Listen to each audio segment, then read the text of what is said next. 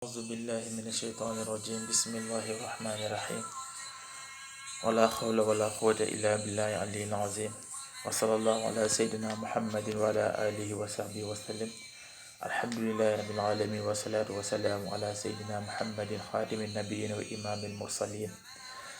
السلام عليكم ورحمة الله تعالى وبركاته. Frères et sœurs en la foi, nous sommes dans le cadre de notre rappel hebdomadaire. Comme le dit le Coran, rappel car le rappel profite aux croyants.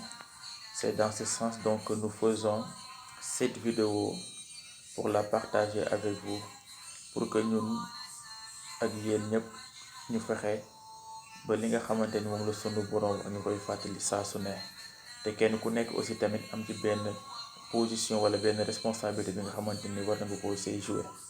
Notre rappel d'aujourd'hui nag day dugg toujours dans le cadre de l'actualité parce que en fait boo xoolee médias yi nga déglu ñuy wax ñëpp kenn ku nekk mi ngi wax ne nañu tuubaat dellu sunu borom te tamit loolu mooy dëgg nañu fexe donc ñu tuub toroxlu su ko defee sunu borom yërëm ñu jéggal ñu daal fi jëlee li nga xamante ni mooy calamité bi li nga xamante ni mooy musiba bi muy Covid-19 jaaxal le monde tout entier. wante tuub boobu nag dafa am ay conditions yi nga xamante ni moom la obéir. Donc le repenti obéit à 4 conditions. Donc nous allons énumérer ces 4 conditions. La première condition donc c'est de regretter les actions répréhensibles passées. Donc condition tuub bi njëkk mooy nga fexe ba réccu li nga xamante ni jëf nga ko muy jëfu safaan jëf nga ko muy jëf joo xamante ni neexul sa borom nga regretter ko. Donc muy première condition. Deuxième condition bi mooy prendre la ferme décision de ne plus commettre ces actions répréhensibles. Deuxième pour le restant de sa vie. Deuxième condition bi nag mooy nga jël intention nga dogu daal ne kat man jëf ji nga xamante ni jëf naa ko muy jëf yu ñaaw dootuma ci dellu ci li nga xamante ni donc mooy li des sama dund. Donc fii ak ma fiy jógee yàlla na yéex donc nga ni jëf ji ma jëflee muy jëf yu ñaaw kon dootuma ci dellu. Troisième tuub bi mooy nag s'abstenir du péché au moment où l'on est en train de le commettre. mooy nga mel ni rek boo dëggee xal ni nga yëgtewaatee sa tànk te doo ko fa tegaat mooy bu condition boobu noonu ñu wax léegi nga teggi sa tànk nga teggi sa loxo ci bàkkaar bi nga xamante ni yaa ngi ko doon def au moment bi nga xamante ni au moment bi la yàlla dimbali nga sentir ni yow mii yaa ngi def bàkkaar doo ko nga daal koy arrêté fa saasa muy troisième condition bi. Quatrième condition bi nag mooy ne jamais remettre le repentir plus tard ndaxte kat suba moo xamoo luy xew.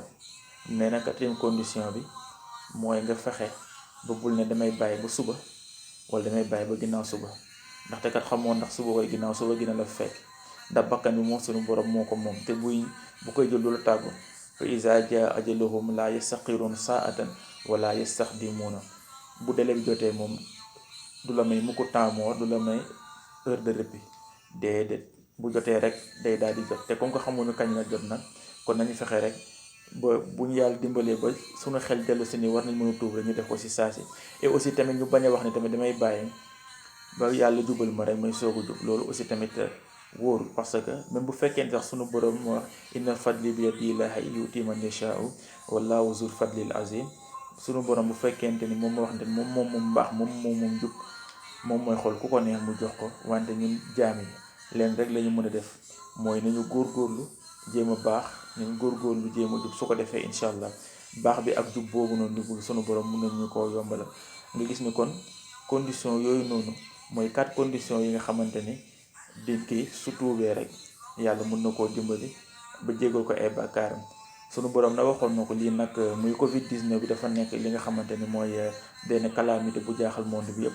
calamité nag mooy nattu wala benn épreuve boo xamante sunu borom daf ñu ko teg rek pour que ñu fàttaliku ku ne moom kat am na loo xamante digaloon nañu ko mais tant que ñu ngi ci yoon bi sunu borom dinañu dimbali may ñu ay xéwal. mais bu fekkente ni wàcc nañu yoon bi rek à chaque fois dinañ trouver benn moyen boo xamante ni dina tax nit ñi dellu si waat ndax Covid-19 bi donc boo xoolee dafa nekk moyen bi nga xamante ni sunu borom teg na ko pour nit ñi dellu si waat ndaxte fi mu nekk nii ñëpp dellu nañ sunu borom. amul kenn kuy wax te lu muy wax mooy nañu dellu sunu borom nañu tuub te sunu borom na wax na ko wala nabluwannakum bi shay'in min al xawfi wal juuxi wa naqsi min al amwali wal anfusi wa samarat wa bashiri sabirin allazina iza asabatum musibatun qalu inna lillahi wa inna ilayhi rajiun.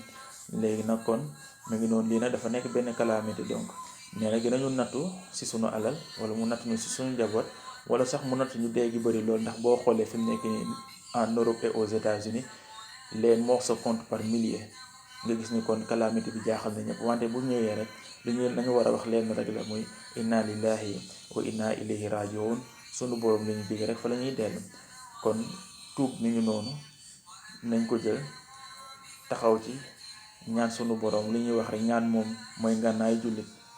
ñaan nekk na li nga xamante ni mën na dimbali jullit bi kon nañuy ñaan daal di tuub jëf-jëf ju baax su ko defee sunu borom daal ñuy jéggal. donc mu nekkoon le rappel du jour wala sax le rappel de la semaine. di leen jox rendez-vous donc la semaine prochaine. allazina hum yastami'una hawla fa yattabi'una ahsana ulaika allazina hadahumullah wa ulaika humul ulul albab. assalaamu aleykum wa rahmatullahi taala wa barakatuh.